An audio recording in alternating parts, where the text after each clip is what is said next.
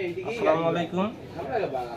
আজকে আমরা আছি দাঁড়িয়েপুরে পুরাতন গরুহাটিতে শিবুদার চার দোকানে। তো এখানেই আমাদের সঙ্গে করে দেখা হয়ে গেল দাঁড়িয়েপুরের সাংস্কৃতিক অঙ্গনের পরিচিত মুখ এবং বিশিষ্ট সমাজসেবক, শিক্ষানুরাগী, নাট্যবান ব্যক্তিত্ব। একটা লোকের কতগুলো গুণের কথা বলবে, যেগুলো বলবো আরও বলতেই হবে। আমার বলা শেষ হয়ে যাবে, কিন্তু ওনার গুণের কোনো শেষ হবে না। তো সেই শ্রদ্ধেয় দাদা শ্রী লক্ষণচন্দ্র রায়। দাদা ভালো আছেন আপনি? ভালো আছি। আমরা তো ছোট ছোট ভিডিও তৈরি করার চেষ্টা করতেছি। তো আপনি আমি ইতিমধ্যেই জানি যে আপনার যে মনিটাইজেশন আসছে এবং আপনি সাংস্কৃতিক অঙ্গনের খুবই পরিচিত একজন মুখ। আমাদের উদ্দেশ্যে কী করলে ভালো করতে পারবে সেরকম কিছু একটা বলেন। ধন্যবাদ।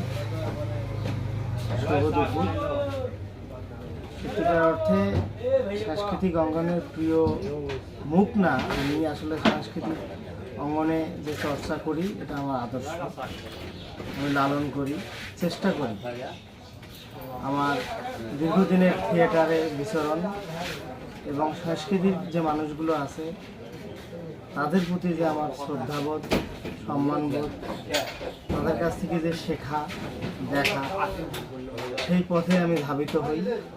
প্রকৃত মানুষ হিসাবে, প্রকৃত একজন মানুষ হিসাবে সমাজে সুন্দর সুস্থভাবে চলার জন্য যে আদর্শ, সেটা সুস্থ সংস্কৃতি চর্চা, সুস্থ মানসিকতা এবং মানবিক সামাজিকতা, এগুলোর মধ্যে আমি নিজেকে সবসময় জড়িয়ে রাখি এবং চেষ্টা করি মানুষের পাশে থাকার জন্য। তো আমি কিছুদিন ধরে ফেসবুক পেজে মাহফুজুর রহমান যে পেজ লক্ষ্য করে আসছি, আমাদের সাংস্কৃতিক অঙ্গনের বিভিন্ন ধরনের ভিডিও, ছবি পোস্ট। তো খুব ভালো লাগে দেখে যে আমাদের যখন একটা প্রোগ্রাম ফেসবুকে ঘুরতেছে, সেই শিল্পটা যখন আমরা পরিচালনা করি বা দেখি ফেসবুকে, সত্যিকার অর্থে ভালো লাগে।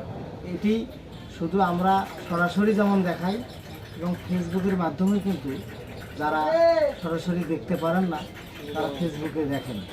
এই কারণে এটা একটা ভালো দিক যে আমাদের প্রচারটা বিভিন্নভাবে মানুষ দেখছেন, গ্রহণ করছেন, যে আমরা যে সংস্কৃতি চর্চা করি, সুস্থ সংস্কৃতি